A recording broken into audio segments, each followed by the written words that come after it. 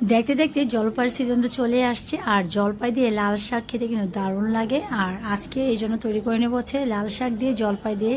এভাবে আমার আম্মু রান্না করে, আর আমারও খেতে ভীষণ ভালো লাগে, তাই রেসিপিটা আপনাদের সাথে শেয়ার করছি। তো এই তো ছোটো মাছ দিয়েও কিন্তু জলপাই আর লাল শাক দিয়ে রান্না করা যায়, কিন্তু এভাবেও মজা লাগে। তো প্রথমে হচ্ছে রসুন আর হচ্ছে পেঁয়াজ কুচি দিয়ে দিব, আর হচ্ছে কিছু শুকনো মরিচ ফোড়নে দিয়ে দিব। তো এটা যখন বাদামি কালার হয়ে আসবে তখন লাল শাকটা আর হচ্ছে যে জলপাই টুকরোগুলো কেটে কেটে নিয়েছিলাম সেটা দিয়ে হচ্ছে আজকে শাকটা রেডি করে নেব। তো হচ্ছে লবণ দিতে কিন্তু অবশ্যই বলবেন না, অবশ্যই খেয়াল করে লবণটা দিয়ে নেবেন। তো ব্যাস, এখন দেওয়া শেষ, এখন হচ্ছে বাদামি করার জন্য ওয়েট করছি। আপনারা কিন্তু ফোড়নটা পরও দিতে পারেন, কিন্তু আমি একসাথে করে ফেলবো, বেশি ঝামেলা করতে আসলে ভালো লাগে না। রান্না বান্না হচ্ছে আর্ট, আপনি যেভাবে করেন খাবার মজা হলেই আপনার চলে।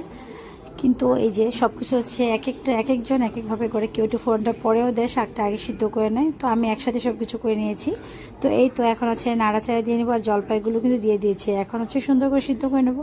ব্যাস তৈরি হয়ে যাবে এই শীত শীত ওয়েদারে হচ্ছে জলপাই দিয়ে লাল শাক। সেই টেস্টে কিন্তু কিছুটা কাঁচামরিচ দিয়ে দিলাম, যাতে আর একটু বেশি একটু ঝাল ঝাল হয়, তাহলে কিন্তু গরম ভাতের সাথে খেতে দারুণ লাগে। লাল শাকটা এভাবে রান্না করে দেখতে পারেন। সবাই ভালো থাকবেন। আজকে ভিডিওটা কেমন হলো কমেন্টস করবেন। আল্লাহ হাফেজ।